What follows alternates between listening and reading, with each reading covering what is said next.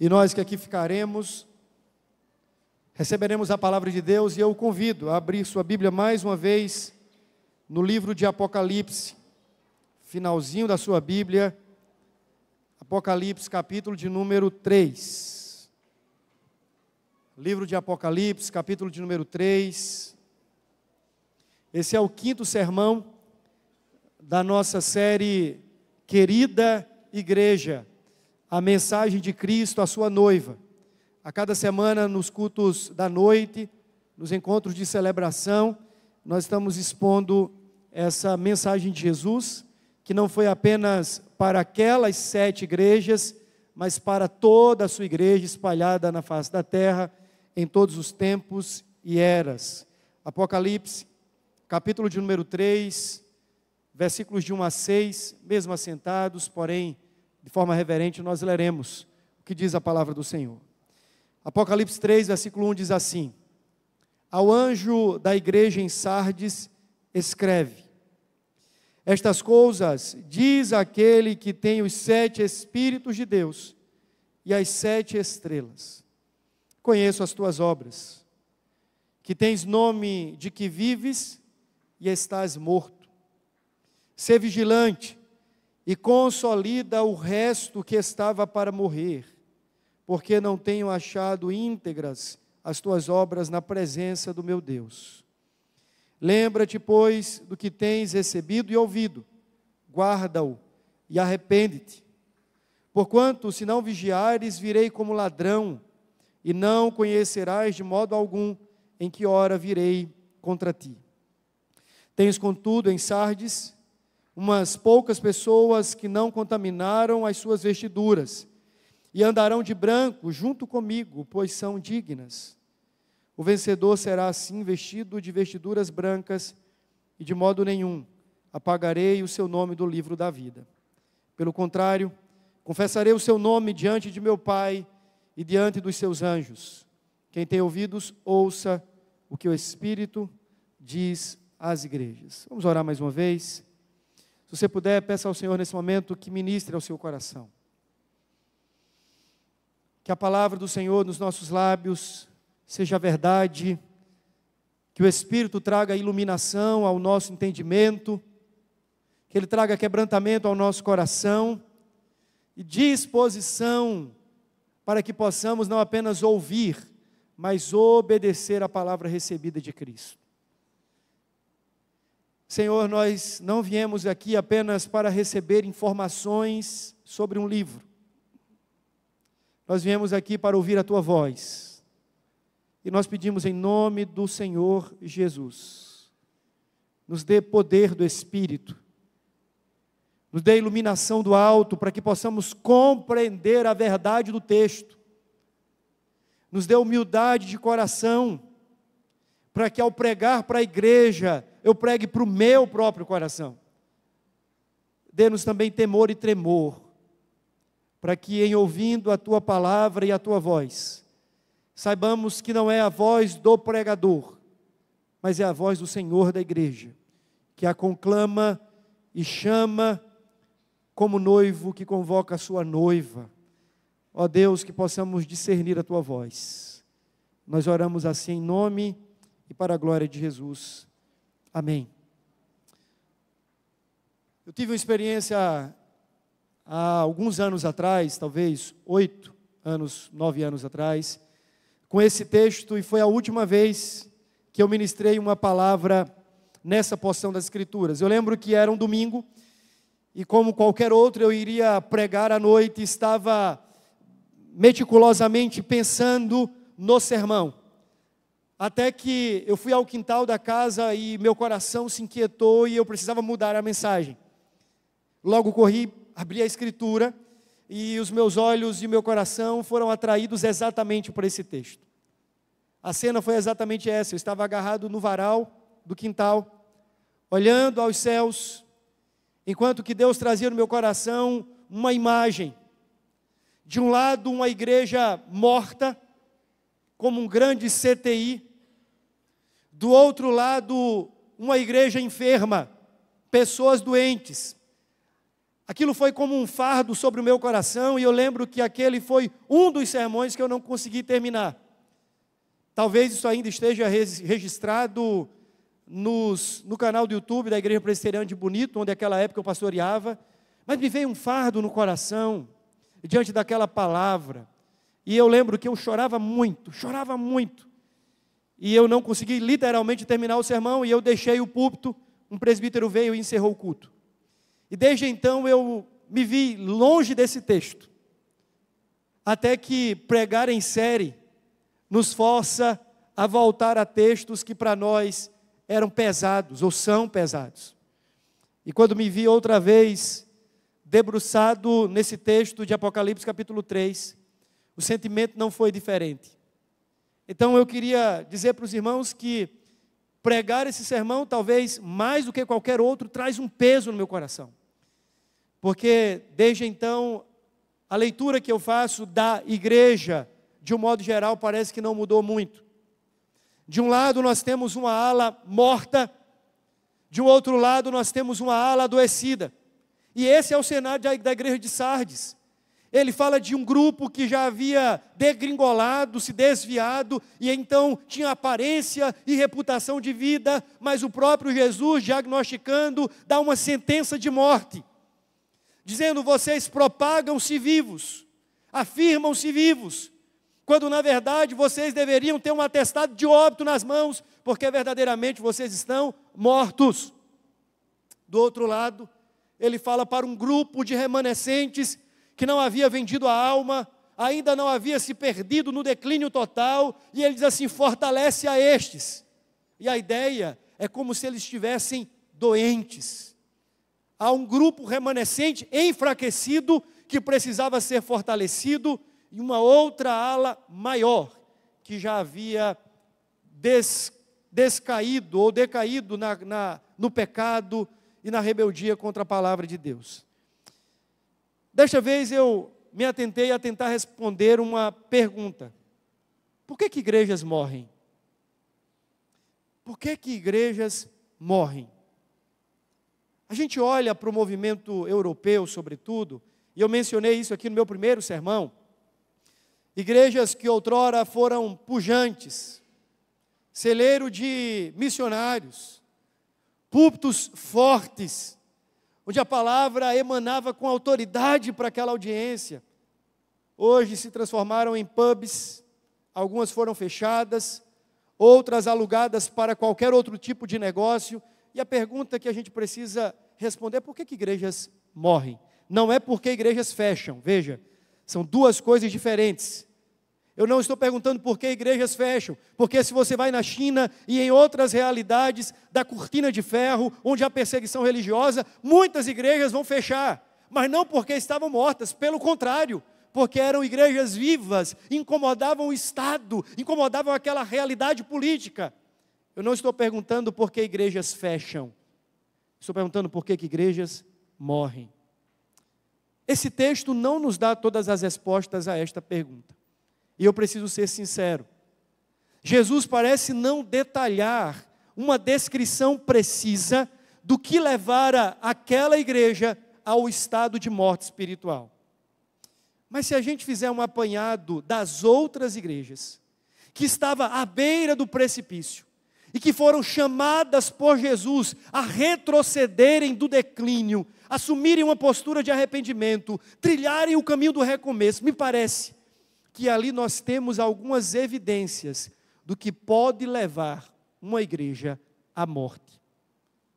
A primeira delas, e eu não vou seguir a sequência das 7 cartas, é o abandono da verdade. Você deve lembrar que tanto Pérgamo quanto Tiatira foram severamente advertidas por Cristo, porque foram levianas quanto ao ensino, tolerantes quanto à inverdade, cederam o púlpito para os nicolaítas, para aqueles que abraçavam a doutrina de Balaão e também para a filosofia de Jezabel. E como vimos aqui na semana passada, era um franquear do púlpito e do ensino da igreja, era um cortejar da heresia. Ao invés de repudiá-la, aquelas igrejas abraçaram-se com verdades outras que não a verdade da palavra de Deus. E elas foram então advertidas por Cristo, exortadas a abandonarem o erro da tolerância, ou então seriam julgadas. O abandono da verdade tem sido, ao longo da história, certamente uma das causas, um dos fenômenos pelo qual a igreja morre. Mencionei aqui e reitero o episódio do século XVIII. Estamos saindo daquele movimento da Reforma Protestante, século XVI. No século XVII ainda tem vultos de muita espiritualidade. O movimento avivalista está no seu nascedouro, numa efervescência. Você tem ali a alta corte da espiritualidade registrada no movimento puritano. Os pietistas na Alemanha, há uma crescente. A igreja continuava avançando até que resolveram colocar esse livro de canto. A ciência, a razão e o homem como medida de todas as coisas passou a determinar o que é verdade e o que é inverdade, o que é certo e o que é errado. Desde aquele momento, adentrou na igreja a tolerância ao erro, que levou uma geração inteira à apostasia. O século XVIII foi marcado pelo liberalismo teológico e pela decadência espiritual de uma igreja outrora inflamada por Cristo. Todas as vezes que a igreja negocia a verdade, ela cava uma cova para si mesma. Todas as vezes que a igreja negocia a palavra, ela decreta um estado de falência. Portanto, abandono da verdade parece ser uma das causas pelas quais igrejas morrem. Segundo, abandono da santidade. Eu mencionei aqui também o caso de Pérgamo. Não era apenas, olha, nós estamos negociando a palavra, mas a nossa vida é pia. Nós vivemos corretamente, nós vivemos retamente. Eu até mencionei, quando eu estava pregando sobre Pérgamo, que o desvio da verdade inevitavelmente vai levar a nossa vida a um desvio moral. Seu abandono absoluto da palavra de Deus, essa regra que adoto como regra única de fé e prática, que estabelece a minha maneira de viver e de pensar, se eu abandono esse eixo central, é óbvio que os meus pés vão descambar. Abandona-se a verdade, distancia-se da santidade. Sempre foi assim. E a gente olha, há uma acusação ferrenha de Cristo Jesus contra o mundanismo, o pecado instaurado dentro da igreja. Meu irmão, eu nunca vi em toda a história, e há uma frase do Ronaldo Lidório que ele diz assim: do ponto de vista ordinário, Deus nunca usou, nem usa e nem usará um povo que não seja marcado pela santidade.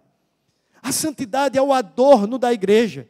O Deus Santo chama a sua igreja a uma vida de piedade, de santidade, e é com a santidade contrastante que a igreja causa impacto e influência nesse mundo de mesmice. Alguns dizem assim: pastor, nós temos que nos parecer com o mundo, afinal de contas, temos que nos fazer de tudo para com todos, a fim de ganhar alguns. Mas me parece que esse princípio deslocado da sua essência gera um dano. Quando, na verdade, Jesus chama a igreja a um compromisso de separação, de distinção, que promove autoridade para a influência. Todas as vezes que o pecado começa a se irandar dentro da igreja, e a disciplina não é mais exercida, o coração não é mais confrontado, repito, abre-se um espaço para a sepultura. Escancara-se uma porta para a fragrância da morte. Todas as vezes, irmãos, todas as vezes que a igreja se mancomunou com o mundo, abolindo as suas vestes santas e puras, e tornando-se atrativa. Eu lembro que preguei um sermão em certa ocasião, onde eu estava falando da igreja como noiva de Jesus, e eu disse que muitas vezes a noiva está tão caracterizada, tão enfeitada, tão maquiada, que ela nem se parece mais com noiva. O abandono da santidade tem levado muitas igrejas a decadência espiritual que resulta na morte. Um terceiro elemento, e esse aparece em quase todas as cartas, é a ausência de arrependimento. Você lembra como é que Jesus conclama as igrejas que estão em falta? Arrependam-se, arrependam-se, arrependam-se. Senão eu virei contra vocês e arrancarei o candelabro. Arrependa-se, senão eu virei com juízo. Arrependa-se. O arrependimento parecia ser para Jesus aquela condição sine qua non pela qual e através da qual ele estabeleceria uma relação de conserto, de renovo e de restauração das igrejas. Mas e quando o arrependimento é abandonado? E quando já não há mais lágrimas? E quando o choro é falsificado e teatralizado? E quando nós não nos quebrantamos mais? A igreja chega ao ponto que ela prega arrependimento para o mundo, mas ela deveria pregar arrependimento para si mesma. Leonardo Ravenhill, um avivalista, disse em certa ocasião que o nosso primeiro arrependimento deveria ser o arrependimento do nosso falso arrependimento. Deveríamos nos arrepender de não nos arrependermos verdadeiramente. E todas as vezes que nós não nos arrependemos, atendendo a um chamado de Cristo pelo Espírito, nós estamos colocando mais uma pá de terra sobre a nossa existência como igreja, cavando a nossa própria cova. Quarto, por que igrejas morrem? Igrejas morrem quando elas perdem o fervor, o amor, o ardor. Foi o caso de Éfeso. Havia se tornado um grande rito, mecanicista. Você lembra que eu mencionei aqui, fazer a coisa certa, sem a paixão.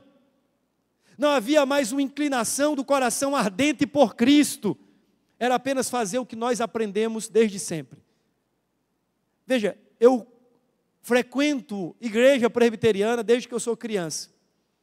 Muitas coisas aqui eu já sei fazer, se você me soltar sozinho aqui, não precisa nem escrever roteiro, eu vou saber fazer.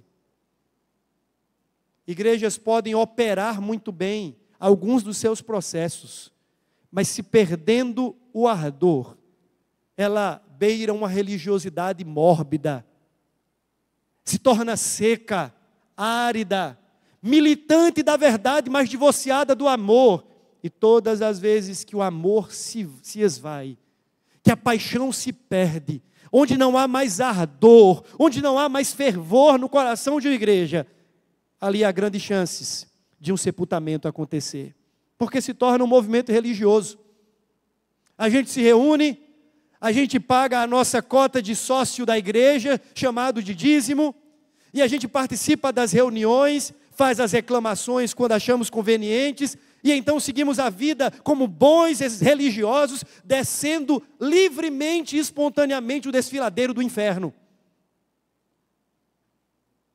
Porque confundimos o evangelho com uma religião barata e mecanicista que se divorciou do fervor e do amor. Mas em quinto e último lugar, queria dizer que igrejas morrem quando elas se apoderam de uma soberba espiritual. Eu não cheguei nessa carta ainda, vai ser a carta de Laodiceia. Mas aquela carta é intrigante, porque os irmãos diziam assim: nós somos ricos, nós estamos bem, somos sãos, estamos curados, olhem para nós. Jesus dá um diagnóstico dizendo assim: vocês são pobres, cegos e nus. Soberba espiritual. Uma igreja que achava que era superpoderosa, grandiosa, mas quando na verdade ela estava munida de um espírito de soberba. Ela havia divorciado a dependência de Cristo há muito tempo. A liderança daquela igreja achava que sabia fazer as coisas e distanciou-se daquela base, daquela máxima fundamental, quando Jesus disse assim: sem mim, nada podeis fazer.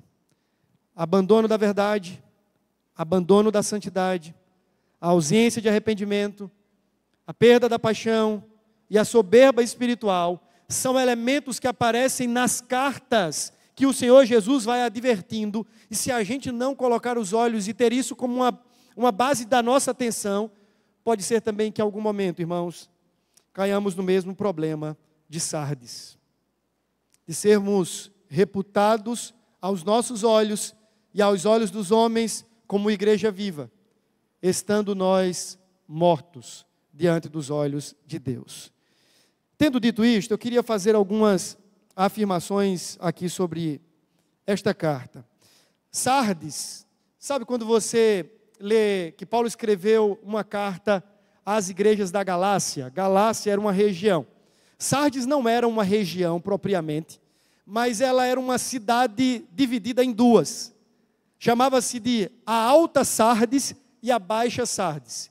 Isso porque a Alta Sardes, ela estava no topo de uma colina, e ela era cercada por montanhas, por Alpes, de modo que era uma cidade, militarmente falando, quase que inexpugnável. Para você chegar em Sardes e transpor as barreiras, as montanhas, os fossos que haviam em sua volta, era quase que impossível. Então era Alta Sardes, uma cidade militarmente inexpugnável.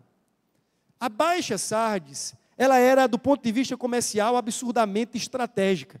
Ela ficava num vale, onde todo mundo tinha que passar. Então, alguns negociantes, sobretudo aqueles que trabalhavam com lã, desciam, acabavam fazendo as suas casas ali embaixo, e aquilo foi crescendo ao ponto de chamarem de a Segunda Sardes. Era o lugar da efervescência econômica, do comércio borbulhante. Era ali onde o povo ganhava dinheiro e subia para se esconder na Alta Sardes em tempos de guerra. Essa cidade foi florescente durante todo o seu período ali dos primeiros séculos da era cristã, até que, conta a história, num dado momento, um soldado deixou cair o seu escudo. Eles estavam sitiados e, de repente, um soldado do exército inimigo, avistando aquele soldado descendo a montanha, percebe que era possível, se é possível descer, é possível subir. Vira uma brecha, então, para entrar na cidade de Sardes. Aquele soldado, então, retorna, e na calada da noite, o exército inimigo escala a cidade de Sardes, abre as portas pelo lado de dentro, e agora eles são devastados pelo exército opressor. Isso aconteceu minimamente por 2 vezes. Uma no ano 546, nas mãos de Ciro, imperador da Pérsia, e outra no 3º século, ainda um pouco antes de Cristo, sob o comando de Antíoco o Grande. Aquela cidade que tivera fama de grandeza, de opulência, agora era uma cidade que estava vivendo de um tipo de reminiscência, de uma memória e de uma lembrança de grandeza, mas já não era mais a grande cidade de Sardes. Já não era mais. Como é que Jesus se apresenta para essa igreja? Veja comigo, por gentileza, o texto. Estas coisas diz aquele que tem o quê? Os 7 Espíritos de Deus e as 7 estrelas. Você deve recordar que cada uma das apresentações de Cristo às igrejas traz consigo algumas credenciais que estão completamente ligadas ao estado espiritual daquela igreja ou a algum fenômeno da cidade em si. Nesse caso, é o fenômeno da igreja. Veja, Sardes é considerada por Cristo uma igreja morta, não é isso? Você tem nome de que está vivo, mas na verdade você está morto. Quem então é capaz de dar vida a uma igreja morta? Por que Jesus então se apresenta como aquele que é o detentor e o possuidor dos 7 Espíritos? Porque exatamente Jesus se coloca como esperança para uma igreja em estado de morte. O que Jesus está dizendo ao se apresentar como aquele que tem os 7 Espíritos? Em Apocalipse, o número 7 geralmente significa completude ou plenitude. A plenitude da vida, a plenitude do Espírito está em Cristo. É como se Jesus estivesse apresentando e dizendo assim: olhem para mim, vocês que estão descendo o vale da morte, olhem para mim, eu tenho os 7 Espíritos de Deus, eu tenho a plenitude da vida, eu tenho a completude do sopro divino, eu posso tornar essa igreja que ora está morta, uma igreja viva de novo. É assim que Jesus se apresenta. Ele tem o Espírito plenamente, e aquele que tem o Espírito pode fazer novas todas as coisas. A gente leu hoje aqui, no início do culto, aquela imagem do povo reunido, os amigos reunidos na aldeia de Betânia, celebrando a ressurreição do ex-morto Lázaro. Meu irmão, é preciso que se diga isso. Não existe nenhum estado crônico de morte, numa igreja, numa vida, numa família, seja lá onde for, que Cristo, aquele que detém os 7 Espíritos de Deus, não possa renovar com o sopro de vida que emana dele. Você deve lembrar que no ato da criação, o homem era um boneco de barro, até o momento em que Deus soprou o fôlego de vida em suas narinas e ele tornou a viver. Lembre-se também do texto de Ezequiel, capítulo de número 37. Ezequiel é levado em uma visão diante de um vale de ossos secos. E o Senhor pergunta para ele, Ezequiel, seria possível esses ossos tornarem a viver? E ele diz, Senhor, tu sabes. E então Deus fala ao profeta dizendo, profetiza aos 4 cantos. E de repente vem um vento de cada canto e adentra aqueles ossos. De repente começa a vir o tecido, os músculos, corpos são formados. E aquele exército de ossos se transforma num exército poderoso, porque Deus soprou vida. Israel estava morto como povo de Deus, mas o Senhor estava dizendo, assim como aquele vale estava morto, mas recebeu vida pelo sopro divino, assim também é Israel.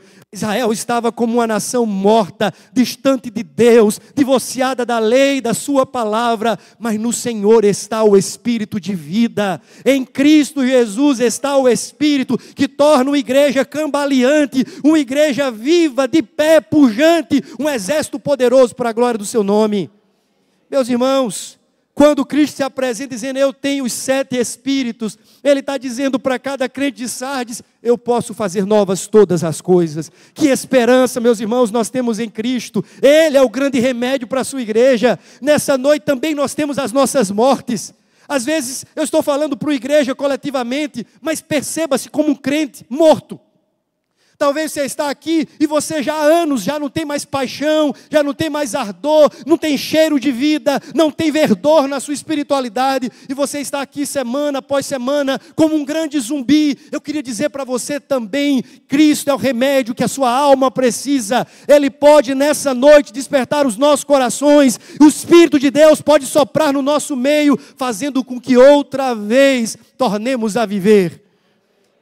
No livro do profeta Oséias, Deus fere a nação e diz assim, eles vão me procurar, e então dirão, chegando a mim, vinde e tornemos ao Senhor, porque Ele nos despedaçou, mas Ele nos sarará, Ele fez a ferida e Ele religará, e então viveremos para sempre diante dEle, viveremos em Sua presença.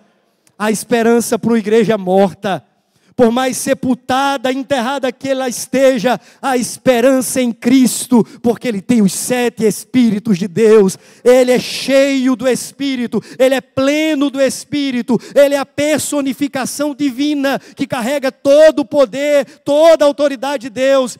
Ele é capaz de dar vida a vales de ossos secos.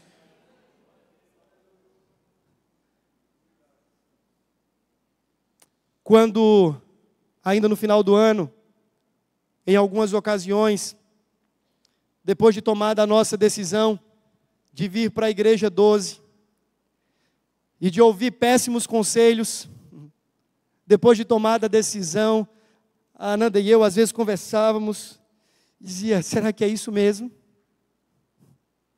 Senhor, será que é isso mesmo? E às vezes abríamos a internet, víamos algumas transmissões e conversávamos e dizíamos, Senhor, será que é isso mesmo?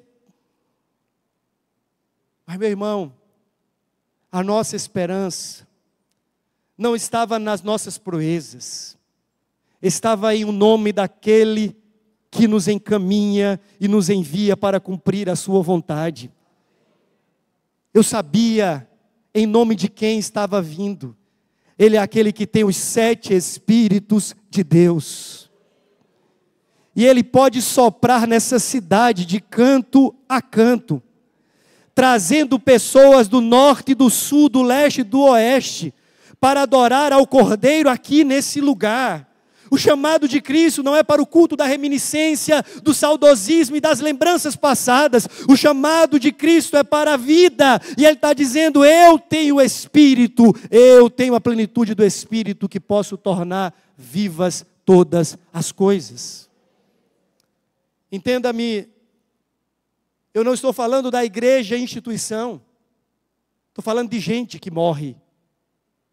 Paredes se depredam, gente morre, pessoas morrem, crentes espiritualmente morrem, mas Ele é aquele também que tem os 7 espíritos e as 7 estrelas. A gente já viu isso. Essa é uma das maneiras pela qual Cristo se apresenta à igreja de Éfeso, dizendo: eu tenho a igreja na mão porque eu tenho a liderança na minha mão.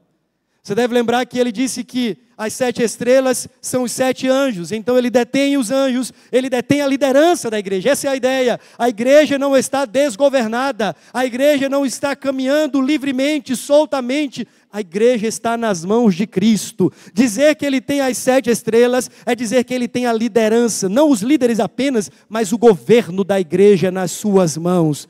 Ele tem a igreja nas suas mãos e ele tem o espírito de vida que pode vivificar e renovar todas as coisas. Conheço as tuas obras. Que obras são essas? Você tem nome de que vive, mas está morto. Antes de falar dessa expressão, é importante que se faça um comentário sobre um elemento religioso daquela cidade. Havia uma divindade em Sardes chamada Cibele. E Cibele era a deusa da morte e da vida. Acreditava-se que Cibele era capaz de ressuscitar mortos. Alguns, trazendo os seus defuntos, apresentavam no templo de Cibele, na esperança de que eles pudessem ser revivificados ou vivificados. Cristo está dizendo assim: eu sei que vocês se acham vivos, quando na verdade vocês estão mortos. E Cibele não pode restaurar a vida de vocês. Vocês estão na cidade da morte e da vida. Mas a deusa desta cidade não é capaz de recobrar o fôlego da existência que vocês perderam. Todas as vezes que eu leio essa parte da Escritura, me lembro daquele episódio fatídico em que Jesus está a caminho de Jerusalém. Não me recordo se saindo ou entrando na cidade, mas ele está nas proximidades de Jerusalém, ao passo que ele avista uma figueira. Lembra desse episódio? Ele então se aproxima da figueira, 100% homem, queria certamente alimentar também os seus discípulos, mas quando ele chega naquela figueira, o texto sagrado vai dizer que ele não encontrou nada, com exceção de folhas. O que é que Jesus imediatamente passa a fazer? Diz a Bíblia que ele então olha para a figueira e a amaldiçoa. E o texto termina. A figueira, até onde li, é uma árvore diferente das demais, porque naquela região do Antigo Oriente Próximo, os figos, os frutos, eles vinham primeiro e depois as folhas. A lógica era o seguinte: se tem folha, tem fruto, porque o fruto vem primeiro. Então eu olho de longe, vejo uma árvore frondosa, linda, belíssima, fazendo sombra. A lógica de qualquer um seria: tem fruto. Se tem folha, tem fruto. É importante que eu diga também que Jesus não estava se deixando enganar.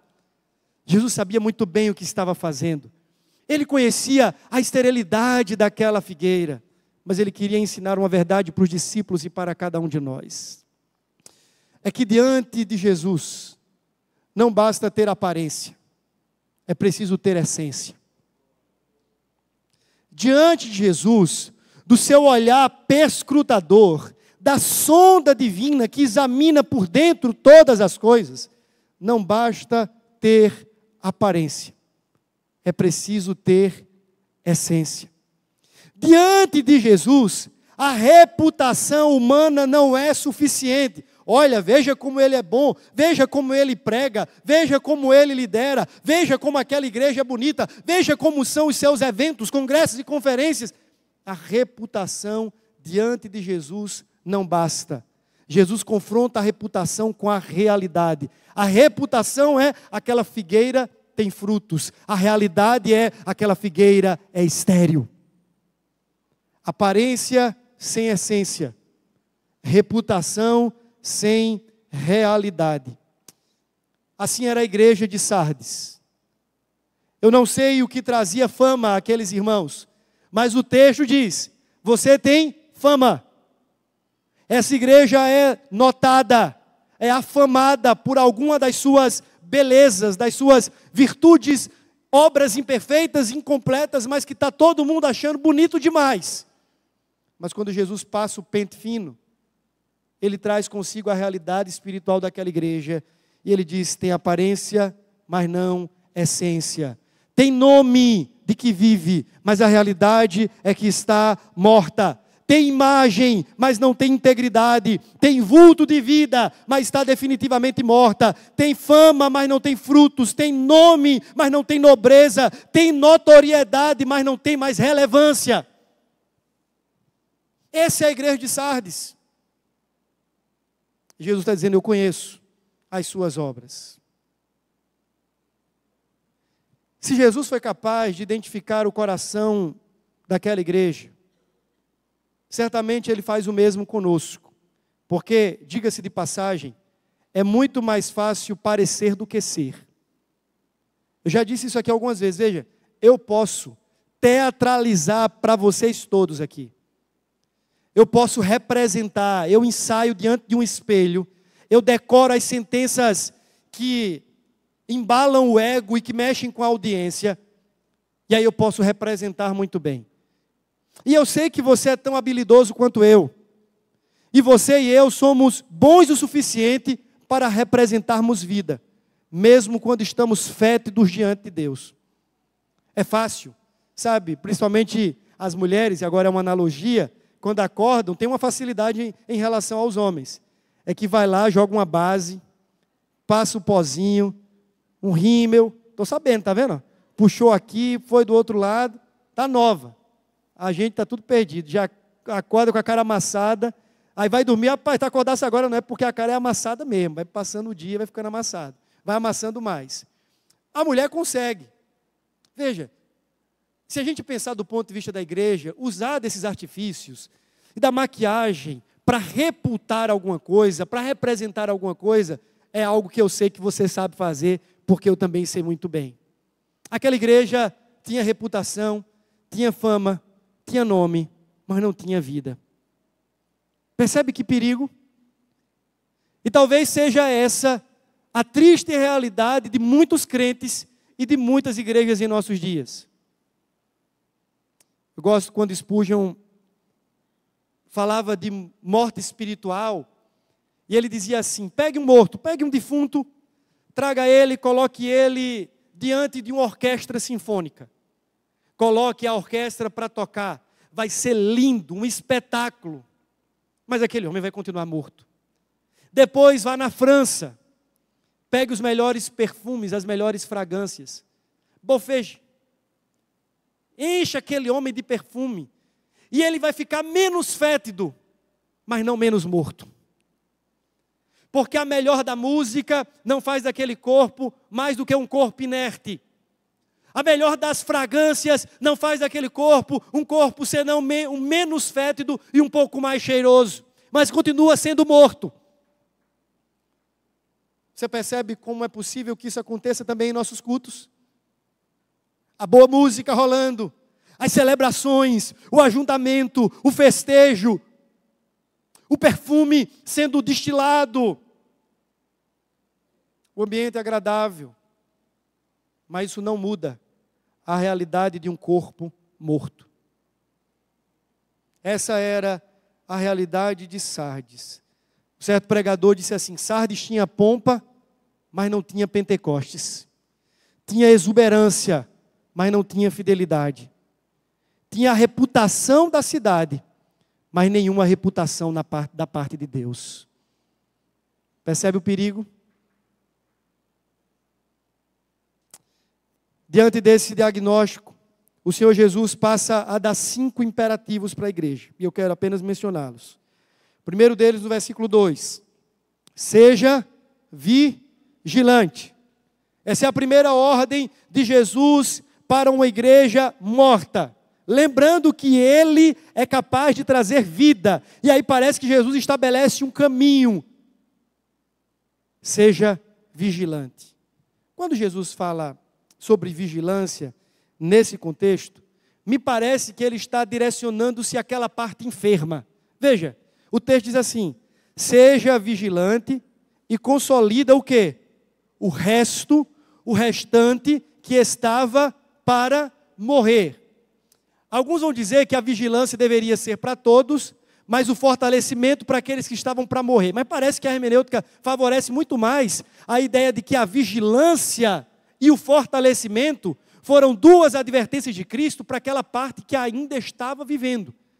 Era um restinho de brasas, quase transformadas em cinzas, mas ainda havia calor. Jesus agora está preocupado com aquele remanescente fiel, com aquele grupo que estava enfermado, mas que ainda não estava morto. E a mensagem de Cristo é: seja vigilante. Lembra da história da cidade? O soldado deixou o seu posto. O soldado descuidou-se das muralhas. E naquele descuido mínimo, aparentemente insignificante, pequeno, o inimigo adentrou, abriu as portas da cidade de dentro para fora. O inimigo assaltou todos que ali estavam. O cerco aconteceu e a gloriosa e pomposa cidade tornou-se em ruínas. Preste atenção como Jesus está usando de um movimento histórico para ensinar uma verdade espiritual. É como se ele estivesse dizendo assim: vocês lembram do que aconteceu com essa cidade? Lembram quando vocês descuidaram da vigilância? Quando baixaram a guarda? Pois bem, o inimigo entrou e devorou-os de dentro para fora. Cuidado, parece que Jesus está dizendo assim: muitos destes que agora já morreram, assim estão mortos, porque descuidaram da vigilância. O inimigo adentrou e de dentro para fora vem causando morte, destruição. Meu irmão, o chamado de Cristo para a igreja de todas as épocas, não apenas para a igreja de Sardes, mas para a igreja 12 nessa noite, não é outro senão esse: seja vigilante. O Senhor ordena que aqueles que estão sonolentos e dormentes despertem do sono.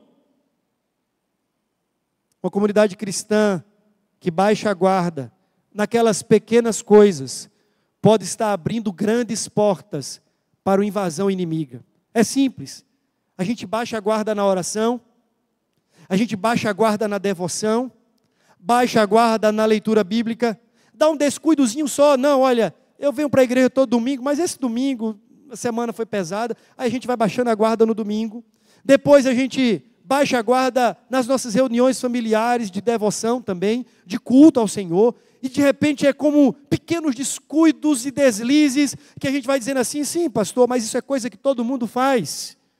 De repente o nosso elmo cai, o escudo cai, a espada cai da nossa mão. E quando somos afrontados pelo inimigo, já não temos como resistir porque perdemos a vigilância.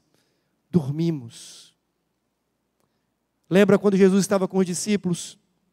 E num determinado momento ele chama-os à parte, pelo menos Pedro, Tiago e João, são trazidos para mais perto, e ele vai se debruçar em oração e diz assim: orem comigo. Depois ele dista-se um pouquinho dos discípulos e ordena que eles continuassem em oração, mas quando ele retorna, eles estavam dormindo. Jesus então os acorda, os desperta do sono profundo, e de repente ele sai um pouco mais para longe, dedica-se à oração, e quando retorna outra vez, os discípulos estão mais uma vez dormindo. E ele disse assim: nem por uma hora vocês podem resistir, vigiar, despertar. Vigiai e orai, para que não entreis em tentação. Vigilância, olhos atentos e abertos. Nós temos um inimigo que nos espreita a cada dia. Existe um devorador que tenta montar os seus cercos e sitiar a nossa alma todo instante. E qualquer descuido, qualquer descuido que seja, pode ser trágico para uma alma vulnerável. Portanto, seja vigilante. Pensa um pouquinho, como é que você tem descuidado das suas fortalezas espirituais? Qual foi a última vez que você disse assim: Senhor, eu vou resistir à preguiça, e eu vou me dedicar mais à leitura da Tua Palavra e à oração? Como é que estão as suas fortalezas espirituais? Sardes descuidou-se e foi derrotada pelo inimigo. Segunda exortação: fortalece o que ainda resta. Alguns estavam, como eu falei, cambaleantes, talvez desnutridos, cansados, desanimados, abatidos, se sentiam talvez sem ânimo, sem vigor, sem vida. Mas Jesus olha e diz assim: há vida ali. Eles são poucos, são minoria, mas ainda existe calor. Fortalece o que ainda resta. Sabe, irmãos, o conselho de Jesus e a exortação de Jesus é muito prática, é muito óbvia. Naquilo que ainda resta, fortaleça. É interessante que a palavra fortalecimento, sobretudo nas viagens de Paulo, ele usa essa expressão para dizer o seguinte: os crentes eram primeiramente abastecidos por uma viagem missionária, e ele pregava o evangelho, alguns ali floresciam pela primeira vez, tornavam-se crentes em Jesus, ele dava uma volta, só que Paulo fazia questão de, no caminho de volta, passar naquelas mesmas cidades, fortalecendo os crentes. O Senhor Jesus, quando escrevendo ali agora pela mão de Paulo, a igreja em Éfeso, ele fala dizendo assim, a inspiração divina: meus irmãos, sede fortalecidos no Senhor e na força do seu poder. E ele dá uma razão para isso. Ele diz que nós estamos diante de uma realidade espiritual, onde os dominadores deste mundo tenebroso militam contra nós. Ele fala também no capítulo 6 sobre o dia mau, que nós precisamos resistir, e só resistiremos se permanecermos firmes, fortalecidos, fortificados. É como se ele estivesse dizendo assim: olha, não apenas mantenha os olhos abertos, mas mantenha o seu lugar na fortaleza. Pastor, só estou conseguindo orar 5 minutos por dia, minha alma está angustiada, meu coração está apertado. Ele diz: ora os 5 minutos por dia, fortalece o que ainda resta. Isso por causa de uma óbvia razão, a mesma do aspecto anterior, é que nós temos um inimigo contra nós. E ele manda que o cristão se revista de toda a armadura de Deus, para que então possa permanecer inabalável. Esse fortalecimento é fortalecimento em Deus, para continuar travando as lutas e enfrentando as mazelas que assediam a nossa alma. E depois ele faz uma outra exortação, versículo de número 3, a mesma exortação que ele faz a Éfeso. Lembra-te. Lá ele faz assim: lembra-te de onde caíste. Aqui ele fala assim: lembra-te, pois, do que tens recebido e ouvido, e guarda-o. Percebe como Jesus está dizendo assim: olha, eu não tenho um plano novo para você.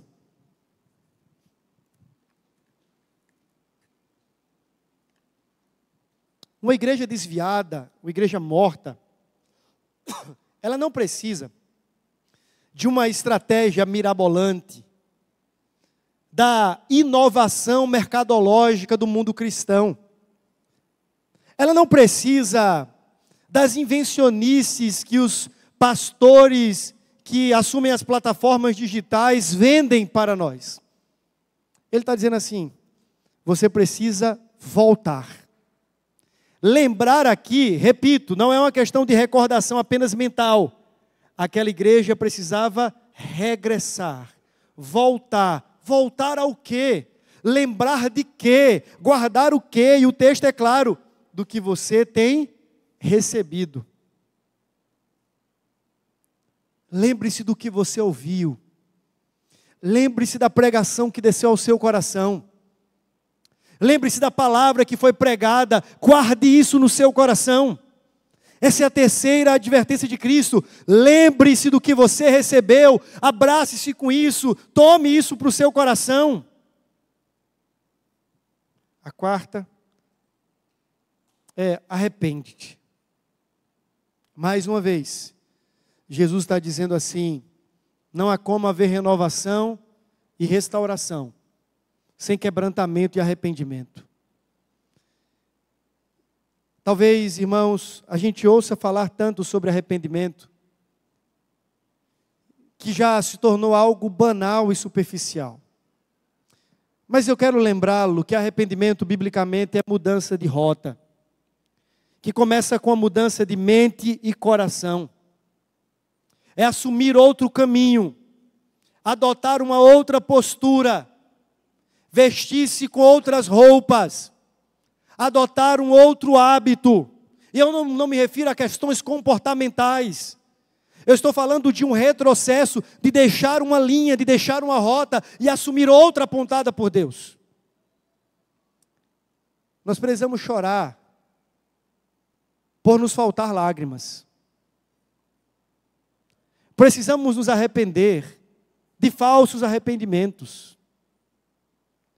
Precisamos, com quebrantamento, nos apresentar diante de Deus, dizendo assim: Senhor, eu fiz a oração de confissão, agora no culto. O presbítero Levi subiu, e eu fiz aquela oração, e concordei, disse sim, disse amém. Mas eu sei no meu coração que eu não me arrependi. Quando eu sair daqui e cruzar essas portas, vou viver do mesmo jeito, fazendo, pensando e falando as mesmas coisas. Não é sobre isso, irmãos. Não é sobre uma oração que a palavra arrependimento aparece, dizendo assim: Senhor, eu me arrependo dos meus pecados. É uma postura do coração convertido, que se volta para Deus e que se distancia do pecado. É uma mudança de direção, onde não apenas eu discurso para Deus que estou arrependido, mas evidencio esse arrependimento na nova maneira de viver. Jesus chama aquela igreja ao arrependimento. E aí ele diz assim: se você não se arrepender, e se você não vigiar, e eu poderia dizer, e se você não lembrar-se do que recebeu, se você não guardar isso no seu coração, se você não se arrepender verdadeiramente, então virei como ladrão, e não conhecerás de modo algum em que hora virei contra ti. Alguns presumem que ele está falando da segunda vinda, mas não é sobre isso. Essa vinda como ladrão, é óbvio, ele fala sobre isso acerca da parúzia, da segunda vinda dele. Mas aqui, os comentaristas bíblicos vão dizer que ele está falando de uma vinda em juízo. Ele está vindo para colocar a casa em ordem. Ele está vindo para arrumar a bagunça. Ele está vindo para julgar a inércia, a ausência de arrependimento, o abandono da verdade, o divórcio do amor.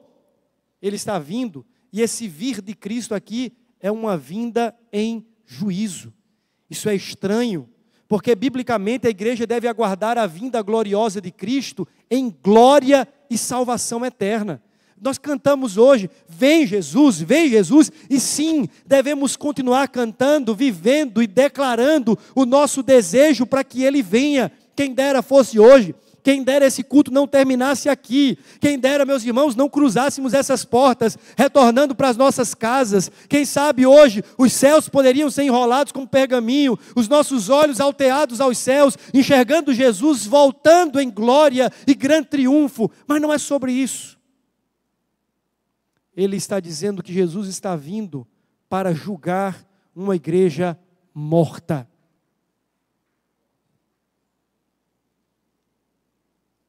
E o pior, ele está dizendo assim: quando eu vier, vocês estarão desapercebidos. Mais uma referência aos salteadores, aos inimigos que entraram em Sardes por conta do descuido daquela igreja.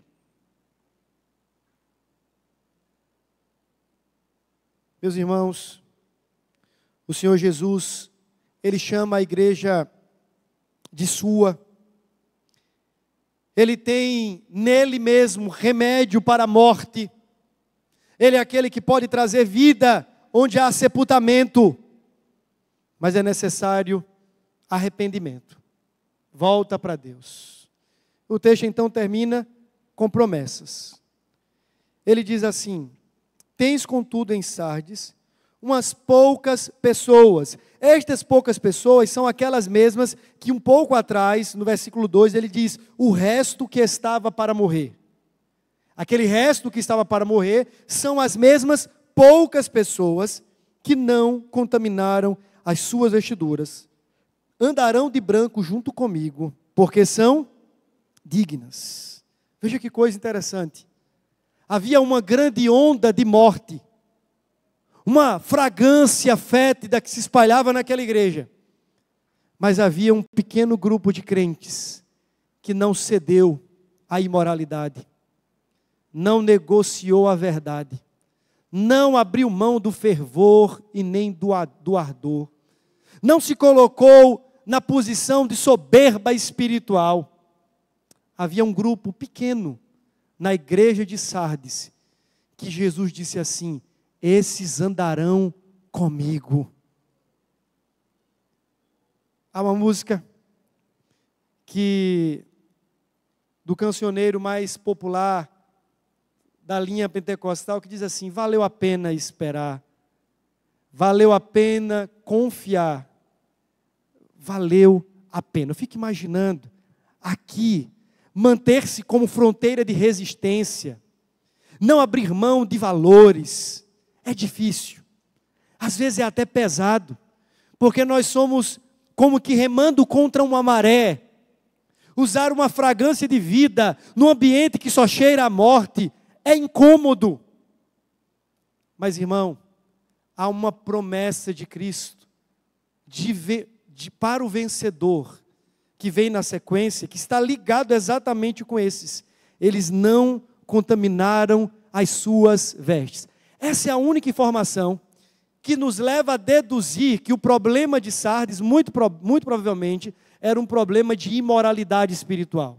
Porque geralmente vestiduras na Bíblia está ligado com essa conduta santa. Eles estão vestidos de branco porque são santos e santificados. Aqui as vestes estão sujas e manchadas. Eles estão enlameados com o pecado, com o mundo, com a imoralidade. Por isso não andarão comigo. Mas quanto àqueles que guardaram as suas vestes brancas, Jesus diz: eles andarão juntos comigo. Meus irmãos, se queremos andar com Cristo eternamente, precisamos tirar os nossos pés dos passos deste mundo urgentemente. E não me refiro a viver como alienígenas. Eu falo a não cedermos a esse sistema mundano que impera contra a palavra de Deus e o seu reinado santo. Se você deseja andar com Cristo eternamente, você precisa começar a fazer isso aqui e agora. Tirando os seus pés das sendas da impiedade, das sendas da perversidade, da imoralidade, da prostituição do coração, entendendo que aqueles que andarão com Cristo eternamente, são aqueles que começaram a andar com Cristo no tempo presente. Eu gosto muito da história de Enoque, porque a Bíblia diz que Enoque andou com Deus, e ele já não era. Por quê? Deus o tomou para si. E a lógica do texto poderia ser: e continuou andando Enoque com Deus. Só que agora numa caminhada que nunca mais teria fim. Mas essa caminhada eterna e gloriosa de Enoque começara aqui. Uma igreja que anda com Deus aqui e agora, com vestes brancas, puras, talares e santas. É esta mesma igreja que andará com Cristo além, no porvir, quando Ele vier em sua glória. Mas não tem como andarmos com Cristo em sua glória, se não andamos com Cristo em sua morte e em sua ressurreição. O apóstolo Paulo, escrevendo a carta aos Colossenses, capítulo 3, ele diz que, sim, é verdade, nós seremos glorificados com Cristo, mas antes precisamos estar assentados com Ele, nos lugares celestiais, representados na sua morte e na sua ressurreição. Nós que com Ele morremos, com Ele ressuscitaremos ou ressuscitamos, e neste Cristo que morremos e ressuscitamos, haveremos de nos assentar com Ele, glorificados nas regiões celestiais, mas não sem morrer. Não sem morrer. A promessa do texto é: o vencedor, versículo 5, será assim: vestido de vestes brancas. De nenhum modo apagarei o seu nome do livro da vida. Antes confessarei o seu nome diante do meu Pai e diante dos seus anjos. 3 promessas gloriosas. Uma delas eu mencionei agora, vestiduras brancas. Mas as vestes brancas, aquele contexto, não significava apenas pureza, significava também honra. Jesus está dizendo assim: aqueles que andarem comigo aqui serão honrados diante do meu Pai e diante dos seus anjos. Isso reforça a ideia de que ele diz assim: eu confessarei o seu nome diante do meu Pai, eu os apresentarei ao meu Pai como sendo meus filhos, ou meus irmãos, meus discípulos, aqueles que andavam comigo e agora continuarão andando comigo sempre eternamente. Mas ele diz assim: de nenhum modo apagarei o seu nome do livro da vida. A ideia é: eles estão eternamente seguros. Aqueles que andam comigo estão eternamente seguros. Não existe absolutamente nada que possa nos arrancar dos braços de Jesus. Não existe absolutamente força nenhuma do mal ou do inferno que possa nos furtar essa segurança de que o nosso nome está escrito no livro da vida e que ninguém apagará, porque foi escrito com letras de sangue, o sangue do Cordeiro de Deus, Jesus Cristo. Nós que com Ele aqui andamos, com Ele andaremos para todo sempre, estamos assegurados nesta promessa, naquele que nos segura pela sua própria mão. O nosso nome está gravado no livro da vida. Lembra daquele momento em que Jesus foi questionado pelos seus discípulos quanto à autoridade para expelir demônios? Alguns haviam voltado dizendo assim: Senhor, estamos muito felizes. Olha, os demônios se submetem ao teu nome. Senhor, nós colocamos a mão sobre um camarada lá que estava cheio do capiroto, o capiroto saiu, ele agora está novo. Oramos pelo enfermo, o camarada agora ficou bom. Senhor Jesus, nós estamos muito felizes com isso. Jesus diz assim: olha, eu fico muito feliz também porque vocês experimentam dos sinais do reino, mas deixe-me falar uma coisa para vocês. É importante que vocês entendam que a alegria, a verdadeira alegria, não tem a ver com todas essas coisas. Alegrai-vos, pois, em saber que o vosso nome está escrito no livro da vida. Esse é o prêmio da soberana vocação, estarmos e andarmos com Cristo eternamente. E termos a segurança de que nunca seremos banidos dali. Eu encerro dizendo o seguinte: no jardim, houve aquele momento em que Adão experimentou daquele gozo inefável da presença de Deus, sem o ruído do pecado, sem o distanciamento da natureza pecaminosa, mas chegou um dia que ele foi banido. Lembra do episódio? Ele peca, Deus coloca um guardião, um anjo com uma espada flamejante na porta do jardim, dizendo assim: você agora não pode mais cruzar essa porta para cá. Quando ele diz que o nosso nome não será apagado do livro da vida, alguém em certa ocasião mencionou que tem a ver com um contraste com aquilo que acontece com Adão. É uma declaração dizendo assim: e eles nunca mais serão banidos da minha presença. Nunca mais serão expulsos da minha presença. O registro do nome deles estará para sempre ali. E será céu de eternidade a eternidade com Cristo Jesus para a glória do nosso Deus. Eu queria convidar os irmãos do grupo de música, mas eu queria, enquanto eles sobem, fazer algumas rápidas aplicações para o seu coração. A primeira delas é que a igreja de Sardes, ela não é elogiada por absolutamente nada, senão esse grupo minoritário de crentes que se mantiveram fiéis. Naquela época e naquele contexto, havia perseguição para todos os lados. Estranho o fato de Jesus não mencionar nenhum tipo de perseguição à igreja de Sardes. É estranho. A gente está falando do mundo do primeiro século, onde os do caminho são uma ameaça ao império. E agora, judeus da alta corte e o próprio Império Romano nas suas guardas estão querendo abater essa nova religião. Me estranha ler a carta de Cristo a Sardes e não encontrar nenhuma ameaça àquela igreja. Por outro lado, parece que fica claro que a razão disso é a seguinte: a igreja estava tão inerte, morta, irrelevante, que ela não sofria nem mesmo a perseguição do mundo. Já era igualzinho. Agora volta para cá, para o Brasil. A gente vive nessa realidade, onde está tudo muito bom, não está tudo muito bom. Falando do ponto de vista, ninguém aqui está caindo numa prisão, ninguém está indo para uma cela para ter que dizer assim: Jesus, olha, eu vou continuar crendo em Ti, mesmo que me enforquem. Não tem isso, né? Não é estranho também que nós não somos devidamente perseguidos numa forma de cristianismo brasileiro? Não estranha você o fato de que o mundo não nos odeia? Porque isso deveria nos estranhar. O normal deveria ser leis e mais leis contra a igreja.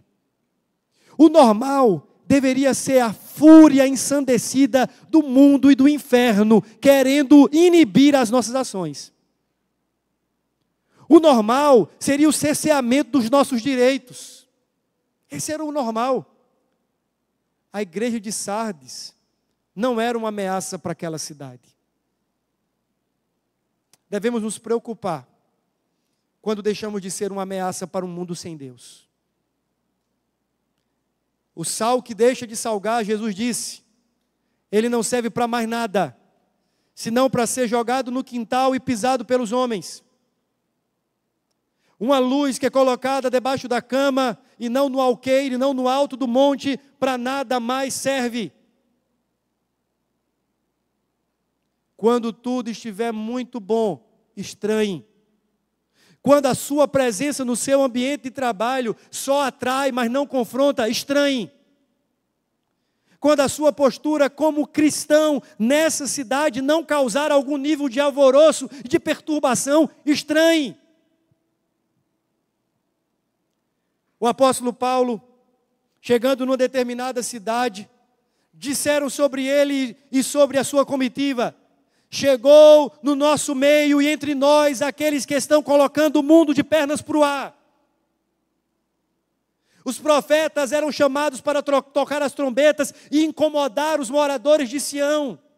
Estranha-me o fato de uma igreja no mundo em perseguição, em um tempo de profunda hostilidade, estar presente e não ser vilipendiada, não ser acusada, ofendida e ameaçada. A igreja que não é ameaçada é aquela que deixou de ser uma ameaça. A igreja de Sardes não interferia mais na vida daquela cidade. Portanto, existir ou não existir, pouco importava. Os mortos que estão no cemitério dessa cidade não estão incomodando mais ninguém. Você já viu algum defunto desse dando trabalho, senão aquele que deixou uma conta para a família pagar? Não incomoda mais nada. Uma igreja morta, ela não é um santo incômodo em lugar nenhum. Isso deveria pesar sobre o nosso coração. A ausência de perseguição e de desconforto de uma realidade sem Deus indica talvez uma inércia por parte do povo de Deus. Por fim, eu queria que você soubesse o seguinte: Leonardo Ravenhill, pregador que eu já citei, ele disse que foi numa determinada igreja em certa ocasião e estava escrito naquela igreja a seguinte frase: ou essa igreja experimentará um avivamento ou um sepultamento.